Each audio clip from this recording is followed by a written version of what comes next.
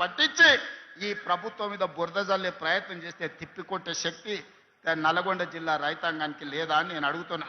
మిత్రులారా, నాడు నిజాం నవాబులనే దిగంతాలకు తరిమి కొట్టిన గడ్డ సాయుధ రైతాంగ పోరాటంలో నేలకు ఒరిగినా గాని తుపాకీని వదలకుండా పోరాటం చేసిన గడ్డ ఈ రోజు మనం స్వేచ్ఛను అనుభవిస్తున్నామంటే, ఈ రోజు ప్రజాస్వామిక రాష్ట్రంలో మనం ఈ రోజు మనగడ సాధించినామంటే నల్గొండ ప్రాంతంలో జరిగిన సాయుధ రైతాంగ పోరాటమే ఈ రోజు మనకి స్వేచ్ఛనిచ్చింది.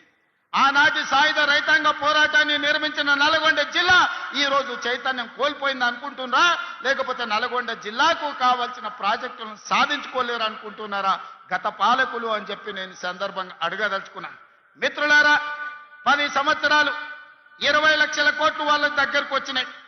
20 లక్షల కోట్ల రూపాయలు వాళ్ళ జేబుల్లో ఉంటే 2000 కోట్లతోని ఎస్ఎల్బీసీని ఎందుకు పూర్తి చేయలేదో అడగండి.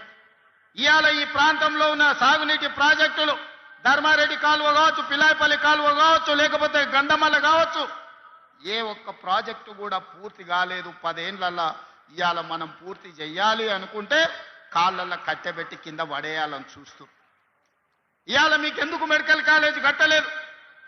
ఇవాళ యాదగిరి గుట్ట మీద కాంట్రాక్టులు ఇచ్చి ఎవరికి మెక్కినరో ఇవాళ మీకు అందరికీ తెలుసు. నేను ఆరోపణలు చేయదలుచుకోలేదు, దేవుడిని వివాదాలకు రాజకీయాలకు లాగదలుచుకోలేదు. కానీ అది ఊరికే పోయిందా? యాదగిరిగుట్ట లక్ష్మీ నరసింహస్వామి దగ్గర జరిగిన అపచారానికి మూల్యం చెల్లించలేదా? మన ప్రభుత్వం ఏర్పడ్డ నాడే బొక్కవోర్ల పడి మక్కెలు ఇరగలేదా? మీకు తెలియదా? చేసిన పాపాలు ఎక్కడికి పోవు, మన ఎంబడే వస్తూనే ఉంటాయి నీడలాక. ఇవాళ పాపాలు చేసింది కాబట్టి మీ పరిస్థితి గట్లయింది. నేను అంటలేని మాట ఆ పార్టీ నాయకురాలే అన్నారు.